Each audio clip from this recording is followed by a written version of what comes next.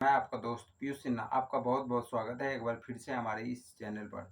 जी हाँ दोस्तों, जैसा कि आप लोगों को पता है बिहार में बीपीएससी के माध्यम से जो टीआरई 1 और टीआरई 2 लिया गया था, उसमें मैक्सिमम कैंडिडेट गलत कैंडिडेट की एंट्री हो चुकी है। और जैसा कि हाल-फिलहाल में आप लोगों को न्यूज़ मालूम चल रहा होगा, बिहार में जो कंप्यूटर टीचर की बहाली हुई थी बड़े पैमाने पर और उसमें सबसे ज़्यादा धांधली हुई है। और सबसे धांधली एक तरीके से नहीं, कई तरीके से हुई है। सबसे पहले एसटीटी 2019 वाले ही सिर्फ कैंडिडेट टीआरई 1 में अप्लाई कर सकते थे, जबकि सारे कैंडिडेट अप्लाई कर दिए। जो कि एलिजिबल नहीं थे, जिनके पास डिग्री नहीं था, वो लोग भी अप्लाई कर दिए और अप्लाई करने के बाद उन लोगों का जबकि एडमिट कार्ड इशू नहीं होना था, जबकि बीपीएससी ने सारे कैंडिडेट को जिसने भी फॉर्म फिलअप किया सभी को एडमिट कार्ड इशू करके एग्जामिनेशन में बैठा दिया।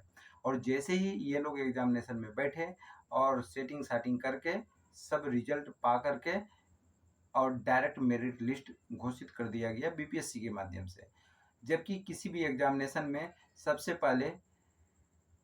पहले डॉक्यूमेंट्स वेरिफिकेशन होता है। डॉक्यूमेंट्स वेरिफिकेशन होने के बाद मेरिट लिस्ट दिया जाता है, जबकि बीपीएससी ने ऐसा नहीं किया, डायरेक्ट मेरिट लिस्ट दिया। मेरिट लिस्ट देने के बाद डॉक्यूमेंट्स वेरिफिकेशन हुआ और उस डॉक्यूमेंट्स वेरिफिकेशन में एक भी कैंडिडेट को बाहर नहीं किया गया। बिना बाहर किए गए सारे कैंडिडेट को डायरेक्ट ज्वाइनिंग करा दिया गया और जैसे ही ज्वाइनिंग कराया गया, अब डॉक्यूमेंट्स वेरिफिकेशन कर रहे हैं। भाई ऐसे कौन से किस एग्जामिनेशन में होता है, किस कंपटीशन में ऐसा होता है कि ज्वाइनिंग कराने के बाद तुम सैलरी दे दिए, उसके बाद फिर तुम डॉक्यूमेंट्स वेरिफिकेशन करोगे? ऐसा कहीं नहीं होता है, जबकि सिर्फ और सिर्फ ऐसा बिहार में ही होता है। सिर्फ आज से नहीं, जब से नीतीश बाबू 2004 से आए हैं तब 2004 से तब से ही जितने भी टीचर की बहाली हुई है इसी तरीके से हुई है। पहले सबको ज्वाइनिंग करा दिया जाता है, उसके बाद डॉक्यूमेंट्स वेरिफिकेशन करते रहेगा। ऐसा कहीं भी किसी भी स्टेट में नहीं होता है, जो कि यह बिल्कुल ही गलत है।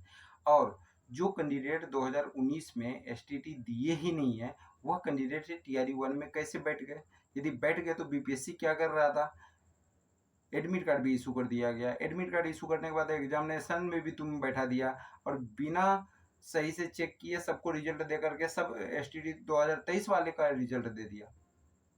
जिस कैंडिडेट के पास डिग्री नहीं है, वो लोग कैसे इसमें पहले फॉर्म फिलअप कर दिए? खैर ठीक है। अब सबसे बड़ी बात ये भी है कि कंप्यूटर साइंस ही एक ऐसा सब्जेक्ट है जिसमें एक तरीके से धांधली नहीं, बहुत सारे तरीके से धांधली हुआ है। टीआरई 1 में खास करके कैसे?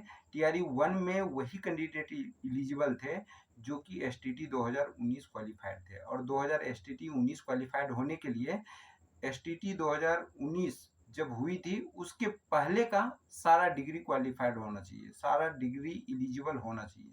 जबकि एसटीटी 2019 के बाद जिसके पास भी डिग्री कोई भी लिया गया है कंप्यूटर से रिलेटेड, वो सारे एलिजिबल नहीं है कैंडिडेट। वो सारे कहने का मतलब एसटीटी 2019 के बाद जिन भी कैंडिडेट का डिग्री है, सारे टीआरई 1 के लिए सारे फर्जी कैंडिडेट हैं।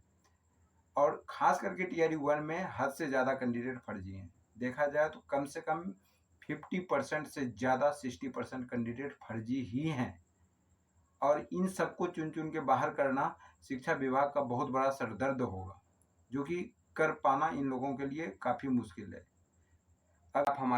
यदि आप हमारे चैनल पे पहली बार आए हैं तो हमारे चैनल को सब्सक्राइब करके आप हमारे परिवार का हिस्सा बन जाइए और साथ ही साथ यदि अब तक आपने इस वीडियो को लाइक नहीं किया है तो वीडियो को लाइक कर दीजिए, चैनल को सब्सक्राइब कर दीजिए।